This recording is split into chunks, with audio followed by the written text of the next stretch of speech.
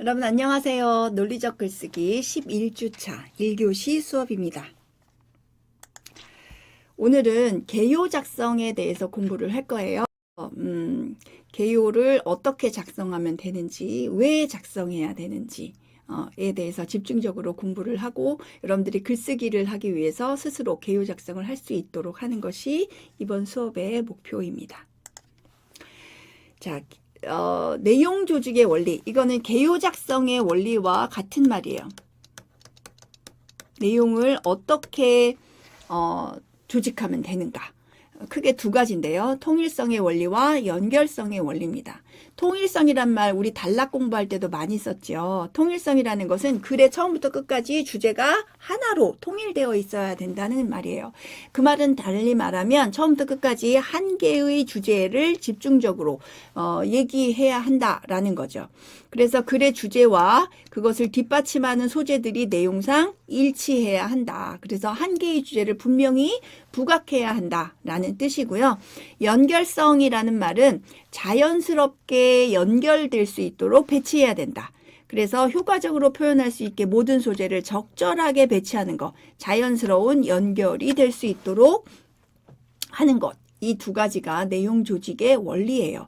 개요 작성을 할 때 이 두 가지를 염두에 두고 개요 작성을 해야 한다라는 말입니다. 개요 작성이라는 것은 글쓰기에서 개요 작성은 건축에서의 설계도, 건축의 설계도, 또 요리의 레시피와 비슷한 거예요. 우리가 집을 지을 건데 건축의 설계도가 아주 치밀하게 정확하게 아주 꼼꼼하게 그렇게 설계도가 작성이 되었다면 그 설계도를 보고 지은 집이 오차 없이 잘 지어질 수 있겠죠.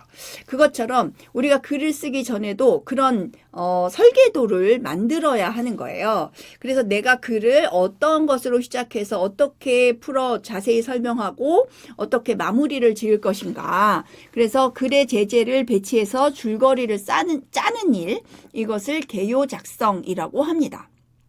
그래서 어떻게 틀을 짜고 어떤 내용을 담아야 하는지 계산하는 과정이에요. 전략적으로 글쓰기를 해야 합니다. 그냥 생각나는 대로 마구 쓰는 것이 아니라 치밀하게 전략을 짜서 어떻게 하면 쉽게 이해하고 설득될 수 있을까를 염두에 두고 계획을 짜는 거예요. 그래서 일정한 조건을 지키면서 글쓰기의 일정한 조건이라는 게 뭘까요? 서론, 본론, 결론. 논리적 글에서 요 세 가지를 갖추고 있어야 되잖아요. 이런 기본적인 조건이고 논리적인 근거들을 제시해야 된다. 뭐 요런 일정한 조건을 지키면서도 개성을 보여주기 위한 전략입니다. 이런 기본 틀은 지키면서도 내 나름대로의 방식들을 보여줄 수 있는 방법이라는 거죠. 예를 들어서 시조도 그래요. 요즘 시조 많이 안 보는데 시조는 글자 수가 딱 정해져 있는 시예요. 우리 한국 전통 시죠. 그래서 세 글자, 네 글자, 세 글자, 네 글자, 또 세 글자, 네 글자, 세 글자, 네 글자, 세 글자, 다섯 글자, 네 글자, 세 글자, 이렇게 글자 수를 딱 정해놨어요. 그래서 첫째 줄을 초장, 둘째 줄을 중장, 끝에 줄을 종장이라고 합니다. 그래서 3장으로 이루어진 정형시가 시조인 거죠. 그런데 이렇게 글자수 딱 맞추면서도 그 시조를 짓는 작가들마다 저마다 다르게 짓는단 말이죠. 제가 읊을 테니까 글자수 한번 확인해 보세요. 이 몸이 죽고 죽어 일복번 고쳐 죽어 백골이 진토되어 넋이라도 있고 없고 임향한 일편단심이야 가실 줄이 있으랴. 요거 무슨 시조인지 아시겠습니까? 정몽주의 단심가죠. 글자수 딱 맞추면서도 나는 절대 마음이 바뀌지 않을 거야. 이 충성심은 절대 바뀌지 않아. 뭐 이런 얘기를 하죠.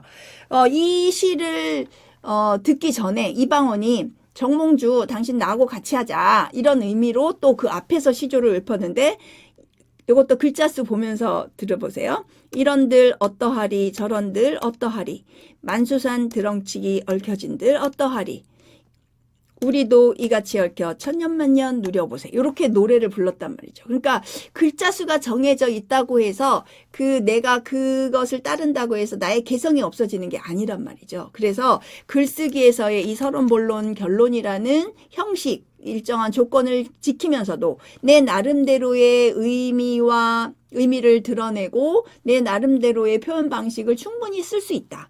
똑같은 글자 수를 지키면서도 이방원과 정몽주가 서로 다른 분위기의 시를 썼던 것처럼 우리도 개요를 통해서 나의 의도를 분명히 드러내고 개성을 드러낼 수 있다. 그 전략을 잘 짜기 위한 것이 개요짝이다.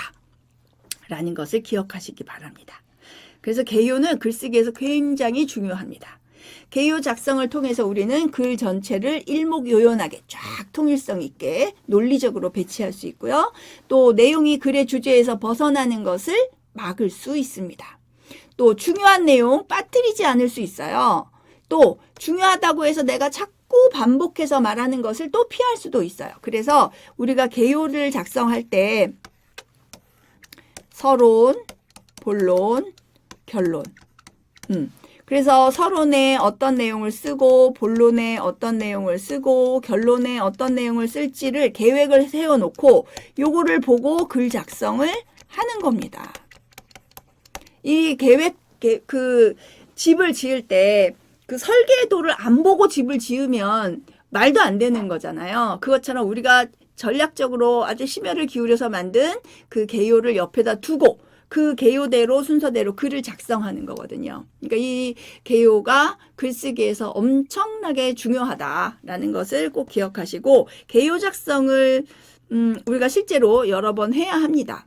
이 개요 작성을 하게 되면 체계적이고 균형 있는 글을 쓸 수 있게 되고 전체적인 통일성을 유지할 수가 있는 거죠. 이게 목록화되어 있으니까 벗어난 내용들을 수정하고 없애거나 부족한 부분을 채워 넣을 수 있게 되는 거예요. 그래서 개요 작성을 우리가 글쓰기 전에 반드시 해야 합니다. 개요 작성의 방법에 있어서 꼭 이렇게 한다라고 하는 뭐 절대적인 원칙 이런 건 없어요. 서론, 본론, 결론을 우리가 개요 작성을 할 때 서론, 본론, 결론 이렇게 해서 이 내용들의 어떤 내용들을 써야지 이렇게 이제 쓰면 되는데 요거를 좀 더 효율적으로 우리가 글을 쓰는 데 있어서 통일성과 연결성이 중요하다고 했잖아요. 그래서 처음부터 끝까지 주제가 일목요연하게 방향성이 잘 잡혀 있는가 이런 것들을 이제 검토를 해야 되는데 처음부터 하는 것보다는 좀 더 효율적으로 쓰기 위한 방법을 여러분들께 지금부터 알려드리려고 합니다. 일단 결론 부분에서는 주제가 분명히 드러나야 하지요. 그래서 처음에 우리가 주제문을 정해놓고 그 주제문을 어떻게 뒷받침하면 될까를 가지고 본론을 작성하고 그리고 이 얘기를 어떤 말로 시작하면 될까 요것을 연구하면서 서론을 쓰는 거거든요. 그래서 우리들이 무슨 일을 하든지 간에 제일 목표를 딱 정해놓고 그 목표를 향해서 가는 과정에서 이제 구체화되는 거니까 개요 짜기에서도 서론부터 막 꼼꼼하게 막 쓰는 것보다는 주제를 명확하게 세워놓고 그래서 이제 방향 정하고 전체 구도를 요 주제를 뒷받침하기 위해서 요런 얘기 해야지 요런 얘기 해야지 그리고 요것을 이제 시작하기 위해서 어떤 화제를 제시할까 그리고 이 화제를 통해서 우리가 어떤 말을 할까 어떤 것을 집중적으로 얘기할지를 내가 문제 제기를 한다. 요것이 이제 서론이에요. 본론에서는 이제 논거들이 제시가 되는 거죠. 요것들이 이제 주제를 뒷받침해야 되는 거예요. 그래서 요런 내용의 개요를 작성하는 데 있어서 처음부터 화제부터 쭉 시작하는 것보다는 결론을 먼저 주제문 땅 써놓고 그 다음에 본론 쓰고 그 다음에 서론으로 가서 화제 제시하고 그 다음에 다시 본론으로 내려오면서 보충 하는 것이 좋겠다. 그래서 지금 여러분들에게 이것만이 유일한 방법이에요 라고 설명을 드리는 것이 아니라 요렇게 하면 좀 더 체계적인 그 개요를 작성하기 쉬워요 라는 방법을 여러분들께 말씀을 드리는 거예요. 그래서 결론을 먼저 쓰고 본론, 서론, 그래서 이렇게 올라가는 거죠. 다른 색으로 좀 해볼까요? 결론에서부터 이렇게 올라갔다가 다시 내려오는 방법이에요. 그래서 결론, 본론, 서론, 본론, 결론, 서론, 요렇게 결론이 요렇게 들어가는 요 방식대로 한번 함께 개요 작성을 연습해 보려고 합니다. 지금부터 잘 따라와 보세요. 요런 방식으로 하게 되면 좀 더 체계적으로 쓸 수 있기 때문에 여러분들에게 소개를 해드리는 거고, 만약에 위에부터 서론, 본론, 결론 이렇게 그냥 쭉 하게 되면 이거 능숙한 사람은 상관없어요. 그런데 이제 그 처음부터 서론, 본론, 결론이 있는데 여기서부터 이제 꼼꼼하게 막 하다가 보면 뒤로 가면서 점점 힘이 다 빠져요. 그러면서 부실해지는 글. 정작 중요한 건 여긴데. 그래서 이 순서대로 이렇게 서론부터 쭉 순서대로 썼을 경우 앞에는 막 이만큼 얘기를 해놓고 뒤로 갈수록 이제 허술해지고 힘 다 빠지고 결론 애매해지고 이렇게 되기가 쉽단 말이죠. 그래서 글 전체의 일관성, 각 단락의 응집성 이런 것들을 이루기 위해서 결론부터 결론, 그 다음에 본론, 그 다음에 서론, 그 다음에 5, 6, 7, 8 이런 순서대로 쓰면 좀 더 수월하다라는 얘기입니다. 이제 이렇게 얘기 드리면 도대체 모르겠는데요. 이러실 것 같아서 제가 순서대로 예를 들어서 지금 서론, 본론, 결론의 개요를 이제 작성할 거예요. 그래서 문장의 순서 쓰는 방법을 순서대로 여러분들에게 보여드리려고 합니다. 자, 결론에서 우선 주제를 쓰는 거예요. 주제. 주제를 쓰고 요 주제를 뒷받침하기 위한 근거. 요 부분에 쓰고 두 번째 근거 쓰고, 그러면 이제 본론과 결론이 만들어졌고, 요러고 나면 네 번째로 이제 화제를 제시할 수 있는 서론의 첫 번째 문장을 쓰는 겁니다. 자, 요렇게 하면 여기서부터 거꾸로 쭉 올라가면서 뼈대가 만들어졌죠. 그래서 요렇게 뼈대를 다 만든 다음에 그 다음에는 이제 다시 본론으로 내려오는 거예요. 본론을 뒷받침하는 문장들. 그래서 이 문장을 뒷받침하고 또 뒷받침하고 또 뒷받침하면서 충분한 설명을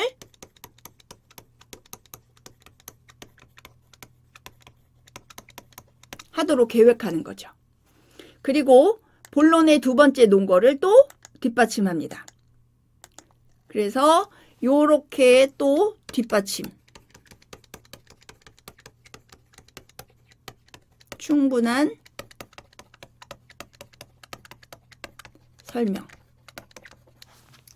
그 다음에 이제 결론으로 내려와서 주장을 뒷받침할 수 있는 제언이나 전망을 하게 되는 겁니다. 제언은 이제 내가 이렇게 주장하는 대로 하게 되면 이런 좋은 점들이 생길 거니까 우리 함께 하자 라든가, 전망은 내가 하자는 대로 이렇게 내 주장대로 하게 되면 우리 사회가 어떻게 변할 것이다 라고 미래를 예측하는 말들이에요. 이런 것들을 뒷받침할 수 있단 말이죠. 그래서 처음에는 이렇게 거꾸로 올라갔다가 본론으로 해서 다시 내려왔다가 마지막을 서론에서 끝내는 거예요. 그래서 서론을 뒷받침하는 걸로. 자, 이해되십니까? 거꾸로 올라갔다가 본론, 결론으로 내려왔다가 다시 끝내는 것은 서론 뒷받침해서 끝내는 거다. 그렇게 되면 순서대로 개요 작성이 완성이 되는 거죠. 그래서 요런 내용을 구체적으로 조금 더 설명을 하면 결론 단락에서 주장을 분명히 구상해야 합니다. 뭘 주장할 것인지 첫 번째 문장 쓰는 거 굉장히 중요합니다. 목표를 분명하게 정해놨을 때 전체 구도가 잡히는 거거든요. 그래서 주장할 내용이 무엇인지 문장을 한 문장을 쓰는 건데 이래다가 되도록 10자 이내로 짧게 쓰는 거예요. 꼭 해야 될 말만 쓰는 거죠. 예를 들어서 사형제도는 비인간적이고 비윤리적이므로 폐지해야 한다. 요거 좋지 않아요. 사형제도를 폐지해야 한다. 이게 주장입니다.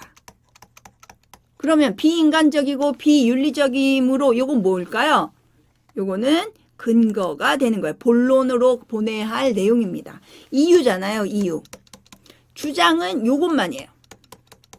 그래서 주장을 간단 명료하게 해놔야 내용이 체계적으로 정리가 될 수 있습니다. 우리가 목표가 분명하지 않으면 흔들리게 되어 있어요. 그래서 주장을 이야기하는 결론 단락의 첫 번째 주제문 간단 명료하게 10글자 이내로 꼭 써야 할 내용만 제시를 해서 문장을 쓰는 것 중요합니다.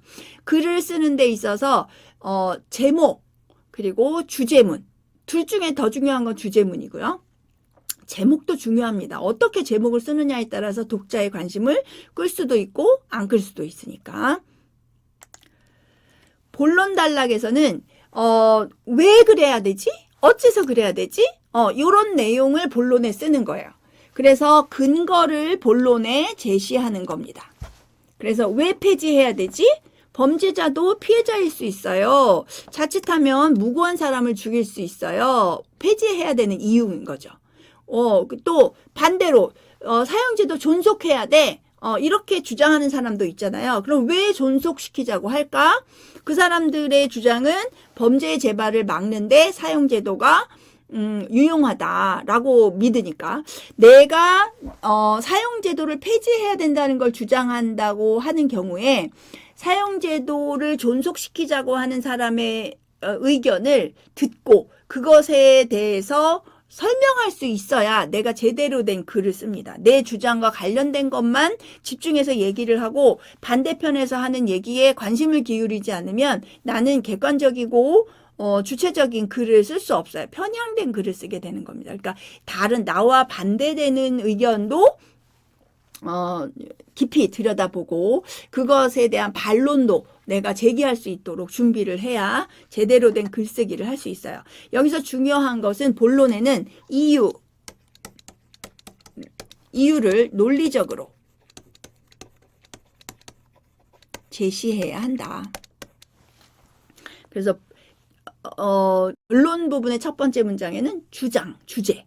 그 다음에 본론에는 그 주제를 뒷받침하는 논리적 근거 땅땅 쓰시면 되고요. 또 서론 단락에서 이제 화제 제시하는 거죠. 그래서 오늘날 이 문제가 왜 제기됐을까? 이 문제를 두고 왜 사람들이 말을 많이 할까? 이 문제를 사람들이 아무리 말을 많이 해도 우리가 그것에 대해서 얘기할 만한 가치가 없다. 이러면 또 주제로 삼을 만하지 않잖아요. 그러니까 이거를 왜 우리가 짚고 넘어가야 될까? 이런 것들에 대한 생각을 해보고, 그리고 이제 그 서론에서는 대체로 뭐뭐에 관심이 높다, 뭐 이런 사형제도에 대한 논란이 지금 사형제도가 논란거리가 되고 있다. 또 사형제도를 폐지하자 또는 존속시키자는 목소리가 커지고 있다. 또 뭐 사형제도를 존속하는 것에 대한 사람들의 우려가 높아지고 있다. 뭐 이런 표현들이 주로 많이 쓰입니다. 그리고 대체로 내가 주장하는 것과 반대되는 쪽의 상황을 언급하는 것이 좀 좋아요. 왜냐면 내가 만약에 사형제도를 폐지하자는 입장의 글을 쓰려고 해요. 내 주장에 폐지하자라고 하면 서론에서 제시하는 건 사형제도를 존속시키자고 하는 사람들의 어떤 사례들을 언급하고 나서 그러나 이런 사형제도로 인해서 이런 문제들이 생기므로 나는 이런 이유로 사형제도를 폐지하자고 얘기하는 거예요. 이렇게 얘기하면 양쪽의 의견을 모두 제시하면서 나의 의견을 좀 더 논리적으로 제시하는데 효과가 있습니다. 그래서 이런 방법들도 여러분들이 꼭 생각해 보시면 좋겠어요. 그래서 서론에서는 내 주제를 드러내기 위한 화제 제시, 그리고 문제 제기. 이거 우리가 한번 짚고 넘어가 봐야 될, 생각해 봐야 될 문제예요. 라는 내용들을 서론에서 제시하면 됩니다.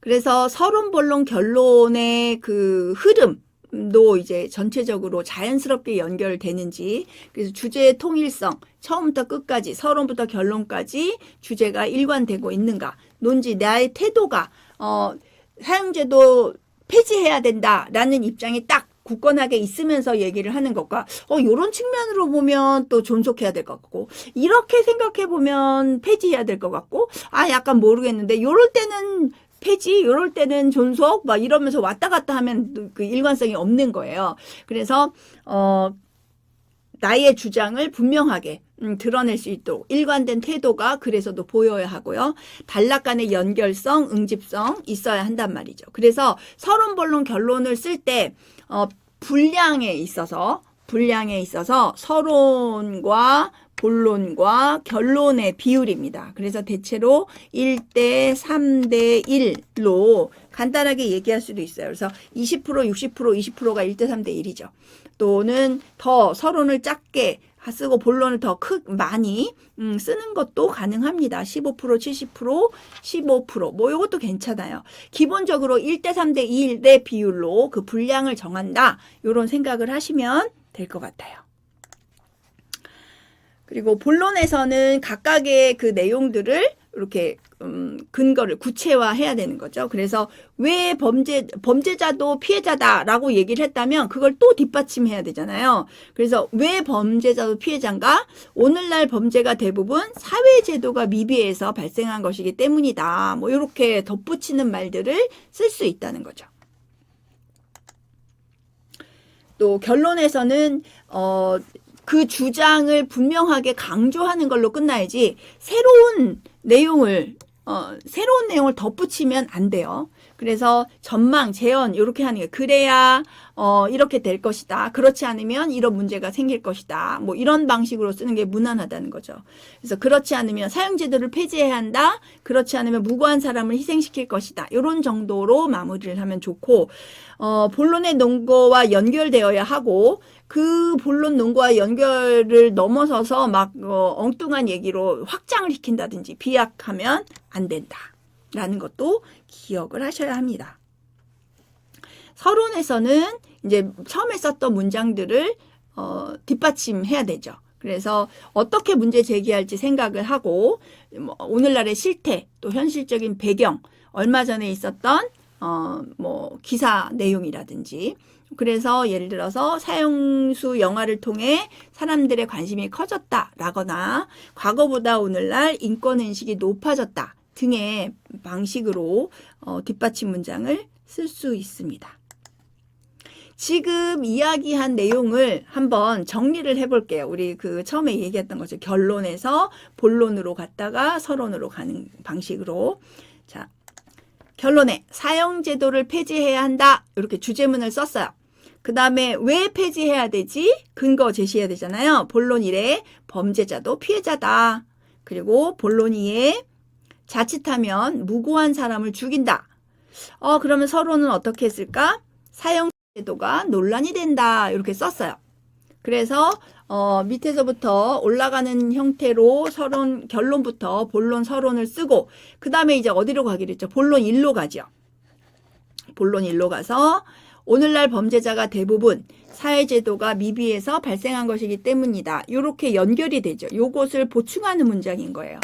또 3 밑으로 가서 그 밑에도 쭉 보충 문장들을 쓸 수 있죠. 그리고 3의 밑으로 가서 자칫하면 무고한 사람을 죽인다. 이게 무슨 말인지 설명해야 되잖아요. 범죄 사실이 나중에 판결과 다르게 드러난 경우가 많다. 그런 것들도 또 덧붙여서 설명을 쭉 해주시고 그 다음에 결론 밑으로 가서 또 덧붙여 설명해야 되죠. 사형제도를 폐지해야 된다. 그렇지 않으면 사회 문제를 개인 문제로 돌릴 것이다. 또 범죄자를 응징한다면 무고한 사람을 희생시킬 것이다. 이런 식으로 덧붙일 수 있어요. 서론으로 가서도 덧붙여야 되겠죠. 사형제도가 논란이 된다. 과거보다 오늘날 인권의식이 높아졌다. 뭐 이런 영화가 있었다 등등의 얘기. 그래서 사형제도에 대해서 우리가 함께 생각해 봐야 한다. 뭐 이런 말들을 쓸 수 있겠죠. 그러면 사형제도가 논란이 되고 있어. 범죄자도 피해자야. 무고한 사람이 죽을 수 있어. 그러니 사형제도를 폐지해야 돼 라는 전체적인 흐름이 자연스럽게 형성이 된다는 겁니다. 그래서 이런 방식으로 물론 처음부터 서론부터 차근차근 내 머릿속에 정리가 잘 돼서 이렇게 쓰셔도 돼요. 근데 이제 처음에 잘 익숙하지 않을 때는 이런 방법을 쓰는 것도 좋은 팁이 될 수 있어서 설명을 드렸습니다. 자, 문제 풀어볼까요? 개요 작성에 대한 설명으로 틀린 것은 무엇일까요? 예, 답은 3번입니다. 글의 일관성, 응집성, 요거는 마지막에 점검하는 게 아니라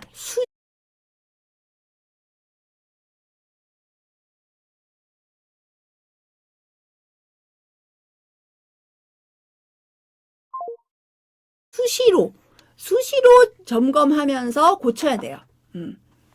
그래서 개요 작성할 때 결론 단락 제일 먼저 정하고 본론 섬세하게 구체적으로 그렇게 쓰고 결론 본론 서론 본론 결론 서론의 순서로 작성하는 것이 효과적이다. 하나의 방법이 될 수 있다라는 얘기입니다. 자, 오늘 공부한 내용 정리해 볼게요. 개요 작성은 글을 체계적이고 균형 있게 서술할 수 있도록 하는 아주 중요한 설계도 같은 거다. 그리고 결론부터 쓰고 본론 서론으로 올라가는 방식으로 작성을 하면 좀 더 체계적으로 작성할 수 있다. 그리고 수시로 검토를 해야 한다. 요거 꼭 기억하시기 바랍니다. 자, 오늘 수업은 여기까지입니다. 다음 시간에는 개요 작성할 때의 주의사항